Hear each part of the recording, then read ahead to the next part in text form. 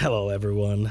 Tucker Carlson, a name synonymous with extremism and spreading hatred. He has like the biggest TV news show, and the New York Times did an article on him and how he spreads this extremism and hatred. So let's go through that together right now. Let's get to it, shall we? All right. So, the New York Times wrote this article, and I am very excited to go through it with you. Night after night, the host of the most watched show in primetime cable news uses a simple narrative to instill fear in his viewers. They want to control and then destroy you, which is a very typical fascist tactic. Like if you look at Umberto Eco's Or Fascism, which describes like the common elements of fascism, wherever it may rise, one of them is creating this other group to hate, this enemy, this they that you can hate, that is simultaneously incredibly powerful, but simultaneously weak and should be despised. They don't care what you think. They want to control your mind. They want you to do what you're told. They want you to kiss the ring. They're not sentimental. They want power. They want power. They hate you. They want to hurt you. They call you a racist. They call you racist. They want to control what you do. And of course, they want to control your children too. Mouth. They want you to know it. They couldn't be clearer about that. Tucker, who's this they?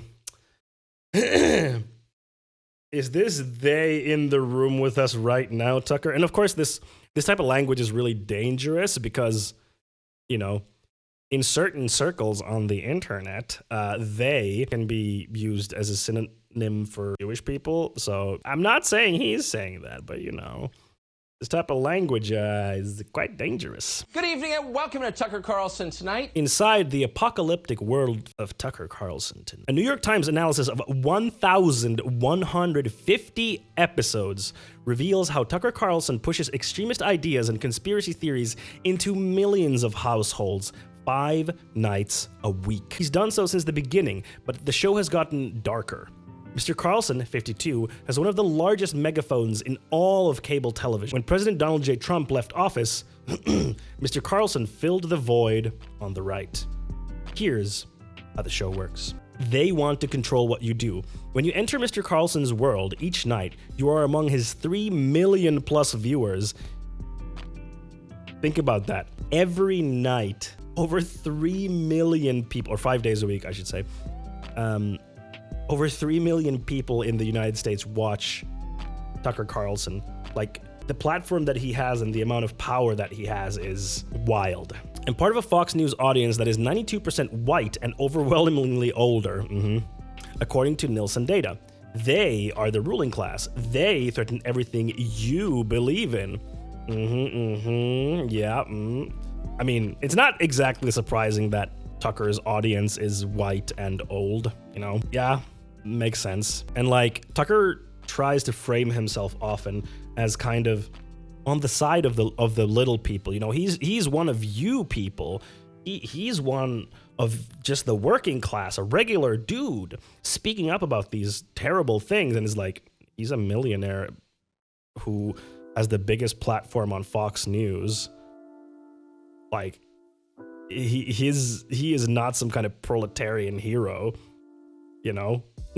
Like, he's like giga rich and an incredible position of power. They include Democratic and some Republican officials, members of the media, big tech executives, academics, sports, and Hollywood stars, and others. Many of the people here have been attacked in dozens or even hundreds of episodes. Is that George Soros? There we go.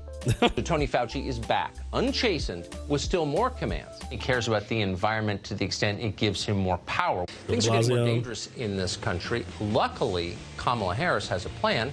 She plans to disarm you. Liz Cheney can harness the awesome power of the national security state to seize your personal text messages. Cortez and her friends want to abolish your police, not their police. So this is a lady with huge estates all over the country. And he was like, oh, look at all this property that this person has. Like, bro, you're super rich as well. Like, don't try to play yourself off as some kind of working class hero here, okay? Mr. Carlson frames nearly every topic on his show as a ruling class plot, from gun control to marijuana legislation to COVID restrictions. And this is like the ruling class. Like, this can get into some really dangerous territory. You know, this is how people can get radicalized towards the right, because, you know, first, like, Tucker might talk about like the ruling class as like politicians or the elites, but then some people can take that hatred of the ruling class and spin it into, you know, the Jews, for example, which is really, really dangerous. Why are people who have taxpayer-funded bodyguards demanding that the rest of us disarm immediately? People in charge are suddenly for weed. Is it because they're super cool? Or is there some other reason they might want a passive population? They don't care about the actual environment. They care about controlling the rest of us. In a single day last month, we watched, for example, our entire professional class dutifully change their Twitter avatars from mask up to the now mandatory Ukrainian flag. No! Is obsessed with denying biology because when you're God, there is no objective reality. The point of the exercise is to humiliate the rest of us by forcing us to obey transparently absurd orders. The point is to disarm you, to strip you of your autonomy, your power, your right of self-defense. Yeah, because, you know, Tucker Carlson, who works for the biggest tool of propaganda for the Republican Party, Fox News, definitely isn't trying to sell you any ideology or push any messages or make you behave in certain ways. No. He wouldn't do that. He's just here to help you. And he's definitely not funded by the millionaires and corporations. You know, even the Western response to Russia's invasion of Ukraine, according to Mr. Carlson, is part of the plot. Why should you hate President Vladimir Putin when they cause everything Mr. Carlson says is wrong with society? The real enemies, Mr. Carlson implies with rhetorical questions, are his usual targets: China and the United States ruling class. China and the U.S. ruling class. Mr. Putin, whose military has bombed Ukrainian civilians and committed atrocities, is not a foe. What is this really about? Why do I hate Putin so much? Has Putin ever called me a racist? Has he threatened to get me fired for disagreeing with him? Has he shipped every middle-class job in my town to Russia? Did he manufacture a worldwide pandemic that wrecked my business and kept me indoors for 2 years? Is he teaching my children to embrace racial discrimination? Is he making fentanyl? Is he trying to snuff out Christianity? Does he eat dogs? These are fair questions. No, they're not! Your questions have nothing to do with the situation. Why should we hate Vladimir Putin? He didn't punch me. He didn't call me a meanie bobini. Like, he's like, okay, but these have nothing to do with the situation. Cool, Tucker. Like, he wasn't mean to me, so, you know, the invasion of Ukraine, it's not that bad. Not that bad, you know? Which, of course, it's a terrible thing, and what is happening is horrible. It is worth noting here that a U.S. district judge in 2020 ruling dismissed slander accusations against Mr. Carlson. Said Fox News' lawyer argued persuasively that any reasonable viewer arrives with an appropriate amount of skepticism about the statements he makes. No, absolutely not.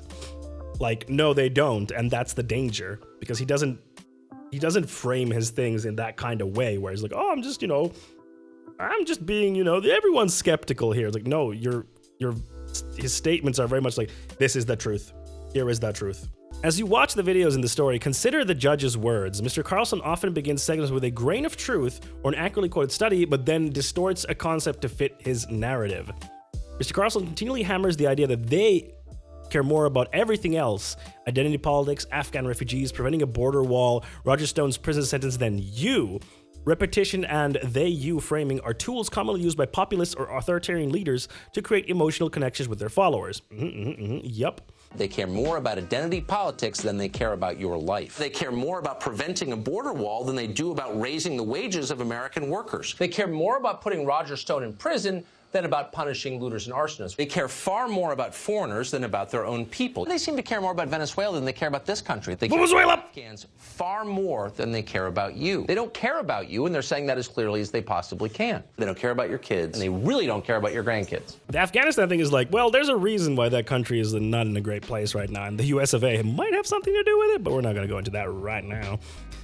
Here are all 1,150 Tucker Carlson Tonight episodes that the Times analyzed from November 2016 through 2021. Mr. Carlson has evoked the ruling class in more than 800 shows. In the next slide, you will see a repetition of a theme. The ruling class wants you to just shut up and obey. Angie man. Yeah, he's always angry. If you don't like it, shut up. Shut up and obey. Shut up and obey. Shut up and obey. I'm far more important than you are. Shut up. Shut up and believe. Shut up, dumb American. Shut up, racist. Shut up. Shut up, shut up. Shut up, shut up, shut up. Just shut up. okay? Just shut up. Shut up, racist. There's some potential there for a good sub sound. Not only do they want to control you, Mr. Carlson warns they want to destroy you and your way of life. Like, this is very, very typical fascist talking. Like, this enemy will destroy your way of life. They will destroy you, your way of life, your country, and the people that you love. So the enemy is incredibly powerful and incredibly dangerous, but at the same time, this enemy is also really weak and pathetic. They have various ways of doing this, he asserts, including importing immigrants from the third world to replace you with more obedient voters. This premise is the crux of an unfounded racist conspiracy theory that falling birth rates and immigration are leading to the replacement of white people. Yeah, the Great Replacement Theory, which is a racist conspiracy theory. Which also, like where I live in Finland, people are using that on the right.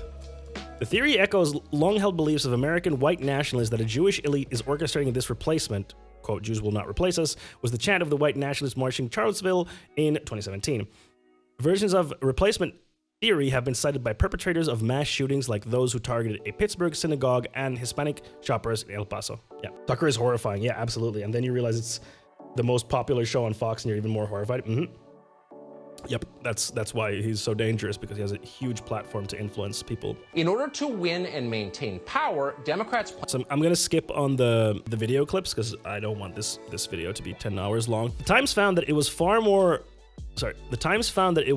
from the first time Mr. Carlson had done so. In more than 400 episodes, he has amplified the idea that Democratic politicians and others want to force demographic change through immigration. This is how radical demographic change happens. I don't want to live in a country that looks nothing like the country I grew up in. They can embrace the issues the middle class cares about, or they can import an entirely new electorate from the third world and change the demographics of the U.S. so completely they'll never lose again. Democrats know if they import enough new voters, they'll be able to run the country forever. Dramatic demographic change means many Americans don't recognize where they grew up. As with illegal immigration, the long-term agenda of refugee resettlement is to bring in future Democratic voters. Illegal immigrants are the key to their power. The point is to import as many new Democratic voters as possible. The whole point of their immigration policy is to ensure political control, replace the population. This policy is called the Great Replacement, the replacement of legacy Americans with more obedient people from faraway countries. And this like kind of begs the question, okay, if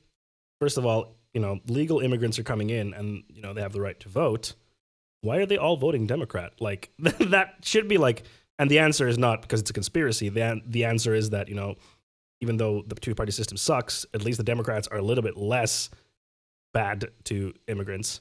So,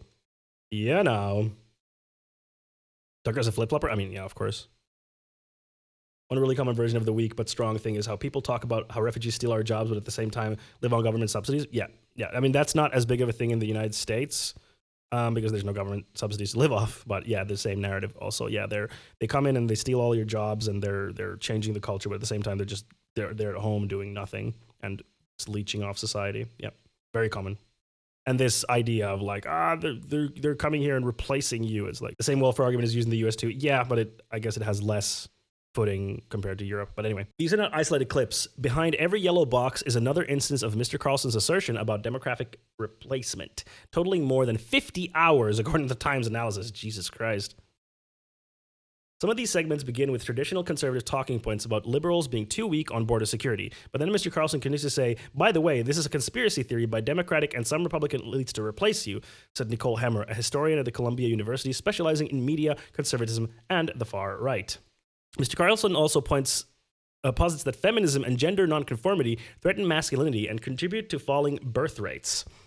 You see, the creation of the white male victim in Tucker Carlson's show, Dr. Hammer said, it's absolutely core to the extremist circles, 100%. Yes, creating this identity of like they're destroying white and especially men. Mr. Carlson highlighted shifting gender roles and falling birth rates in more than 200 episodes. He also asserts that the ruling class's obsession with race and equality creates a world that favors the rights of people of color and discriminates against you, the viewer. And as we already learned, most of his viewers are white. He spoke of discrimination against white people and minimized racism against people of color in at least 600 episodes. Mr. Carlson uses white victimhood to play down January 6th attack. Yeah. On the US Capitol. He puts quotes around insurrection, baselessly casting the riot as false flag operation instigated by federal officials to persecute conservatives. He asserts that they are punishing the mostly white crowd at the Capitol more harshly than the Black Lives Matter protesters who marched in the summer of 2020. Those rallies were largely peaceful. Yes, they were largely peaceful. Like, overwhelmingly. Largely. White nationalists celebrate Mr. Carlson's message and success. Does he actually believe in white nationalism? Asked R. Derek Black, a former white nationalist who has disavowed the movement. It doesn't really matter, he said, which I agree with. It doesn't really matter what Tucker Carlson believes in. Like, the effect here is way more important than if he believes what he's saying. That's beside the point. Because Mr. Carlson is using the same rhetoric. Having the most popular cable news host directly pulling from their talking points makes them feel like, wow, we must be right, Mr. Black said. Yeah, they're like, oh shit, this dude is saying it. He's the most popular talk show host. We're right. It legitimizes those ideas. David Duke, a former Grand Wizard of the Ku Klux Klan and Mr. Black's godfather, tweeted in 2020 that Mr. Trump should choose Mr. Carlson as his running mate. Nick Fuentes, another white nationalist, banned from Twitter, by the way, get fucked, cheered Mr. Carlson's promotion of replacement theory. Not surprised. Andrew Anglin, the founder of the white nationalist website The Daily Stormer, has called Mr. Carlson literally our greatest ally. The site features a countdown clock estimating when it says that white people will become the U.S. minority. Mr. Carlson's replacement message, and Mr. Carlson himself, has been used to promote a White Lives Matter rally. Again and again, Mr. Carlson expresses deep skepticism that white nationalism exists. The press and the Democratic Party have a new label for anybody they disagree with: white nationalist. I'm not sure I know what white power is. I don't even know what white nationalist means. White supremacy, that's the problem. This is a hoax. How is it white supremacy? That's not white supremacy. Can somebody tell us in very clear language what a white supremacist is? What You, Tucker. Nationalism. Let's be literal for a minute. What is that? What is white supremacy? We still don't know, despite fervent and sincere efforts to find out what a white supremacist is. Sincere efforts. What is sure. a white supremacist? You, Tucker. You're a white supremacist. It's you. Mr. Carlson also uses rhetoric similar to that of men's right activists, nativists, and others on the fringe of the right. He's a linchpin, a central node of these different discourses, a place where they can all converge, said Jennifer Merciesa, a historian of American political rhetoric and a professor at Texas A&M University. And he repackages them in a way that makes his audience more likely to accept them. Since Mr. Trump left office, Mr. Carlson has become the ideological enforcer of conservative populism. He has used his megaphone to weaponize cultural issues like critical race theory and transgender rights that drive the conversation in school boards and state capitals. And he sometimes uses his perch to punish Republicans who contradict his narrative. After Senator Ted Cruz, Republican of Texas, called the January 6th riot at the U.S. Capitol a violent terrorist attack, he appeared on Mr. Carlson's show to apologize. That was such a pathetic showing from Ted Cruz, a literal U.S. Republican, sitting senator. He goes on Tucker Carlson to grovel and beg for forgiveness. It's just ridiculous. Like, imagine that, like a politician going on like a talk show, being like, I'm so sorry, Tucker. And Tucker is just like hammering him. It's like, what is going on? More and more Carlson. Over time, the show has evolved to become more potent and direct, an echo chamber of Mr. Carlson's narrative. Where Mr. Carlson once regularly interviewed guests who disagree with him, he has increasingly devoted less airtime to opposing views and more talking to you through his ever-growing monologue. Of nearly 7,000 guest appearances, about 1,000 of them highlighted in yellow contradicted Mr. Carlson. Each dot represents an appearance. Gray dots are guests who largely agree with Mr. Carlson, so we can clearly see here that, that has changed drastically. Tim Stool, oh my god, that's so good, dude. That's so good. Because of climate change. That's how so the much world of would this be you different don't if it know. weren't for humans. You pretend that you know, but you don't know. It's also important that we place a premium on diversity, and the fact that we have but people diversity in this means appearance. It means what you look like. You're talking about the shallowest possible criterion. But let me ask you this. This is about the survival of this country, and we will not back down. You shouldn't. Yeah, so now it's just like the breakdown of the sucking. family is the biggest civilizational catastrophe that we're facing today. Yeah, okay. Absolutely, the politician. Candace Owens. Fox News did not change the guest format simply because liberals refused to come on the show, as Mr. Carlson has complained. Yeah, I'm pretty sure there's a lot of people who would gladly go on Carlson's show to deboot him. Scrutinizing ratings data, the network learned that its audience didn't actually want to hear from the other side. Shocking. Quote, from my discussion with Fox News bookers, my takeaway is that they've made the judgment that they just don't do debate segments anymore, said Richard Goodstein, a Democratic lobbyist and campaign advisor who appeared more than 90 times on Mr. Carlson's show until the summer of 2020. Meanwhile, Mr. Carlson now spends more and more of the show on his opening monologues, talking directly to his viewers through the camera. These bars show the number of words in each monologue, so yeah, that has increased dramatically. By 2020, monologues typically ran longer than 10 minutes compared with earlier years when they were shorter or non-existent. It's not unusual now for Mr. Carlson to talk into the camera at the start of the show for upwards of 15 to 20 minutes. Yes, this is another great example of how capitalism leads to fascism. Yes, absolutely. And it's also a reason why we're here with, like, fascism rising again, is because capitalism is failing a lot of the people that it's supposed to be uplifting, and fascism is a defense mechanism of capitalism. So it rises to make sure that the system does not collapse on itself and finds another reason for why the system is failing. And then it withers away when it's not needed anymore. He used two of his longest monologues to rail against Black Lives Matter protests in June 2020. Yeah, not surprised. When the mobs... This is how countries collapse. Mr. Carlson has said he thinks about the show in installments, giving his audience one chapter tonight, one tomorrow. Many of his chapters end up in the same place, with warnings that the country and sometimes civilization itself is falling apart because of policies enacted by the ruling class. In the next slide, we show you what that sounds like. America isn't falling to foreign invaders. It is rotting from within because the people in charge don't think it's worth preserving. They hate the society, they hate the civilization, and so they're constantly rooting for the people who seek to destroy it. What we're watching is a full-scale assault from within on the West itself. This is how countries fall apart. Politicians in Brussels, Berlin, and Paris are going to destroy Western civilization with their enthusiasm for mass migration. This is how it ends. This is how it falls apart. Western civilization is our birthright. It makes all good things possible. If we care about our families and our fascist civilization, talking but the points. future of our descendants, we have got to fight them like everything depended on it, because everything does depend on it. Like, this is just straight up fascism. Like, this is straight up fascism. There's no two ways about it. Like, he's saying, like, these people coming over are going to destroy us, and we need to do everything in our power to fight them. This is straight up fascism. Mask off? Oh yeah, he's gone super mask off in the last year or so. Like, he's gotten more and more extreme, as this, points out as well. Yeah, it's literally the 14 words. Yeah, literally the 14 words. Yeah. If you don't know what that is, just look it up. Mr. Carlson has warned of such dire outcomes in nearly 600 episodes. That's like half of the episodes they looked at. In the span of this story, you have seen more than 100 clips from the show. Each clip is just a snippet from a longer segment. Over the years, the show has dedicated more segments to the most divisive issues.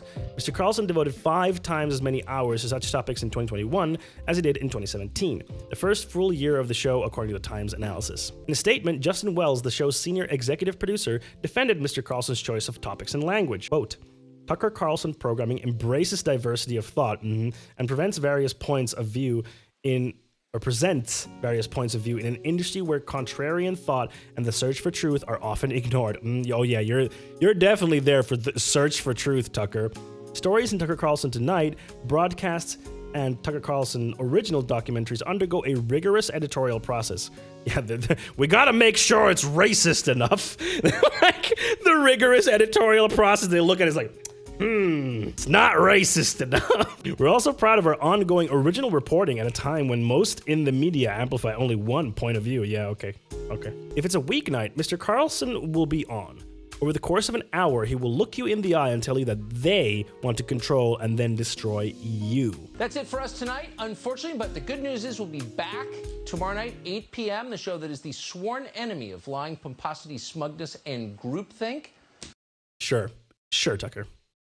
Sure. A little bit about the project. The New York Times watched or read the transcripts of 1,150 episodes of Tucker Carlson Tonight, which is every show Mr. Carlson had hosted from November 14th, 2016, when it first aired, through 2021.